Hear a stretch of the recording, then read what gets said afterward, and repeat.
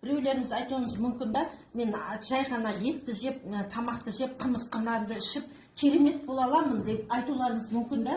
Бірақтан қымыз қымыран саумалды ішкенімен де ол ағзаны күнделікті іше алмайсыздар ғой. 30-40 килограмм жаңғақты жей алмайсыздар да, белокты. Или пәленше килограмм етті жей алмайсыздар. А мынау 30 килограмм жасыл шөп шаландарды орнын келтіріп отыр бізге. Бір күндік капсуламыз күнделікті тамағымызды алмастырып отыр. Көп тамақтан біз тоқтат доғарған бізді, мына капсуланың арқасында біз сондай күш неғып жүрміз ғой, энергичный күш қуаттанып жүрміз.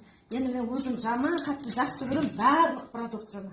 Барлығы бізде компания Биоэпик, естідіңіздер ме? О туралы айттыңыз ба? Биоэпик компаниясы 2016 жылы 11 ноябрьде бүткіл 180 мемлекетте бір күнде тараған.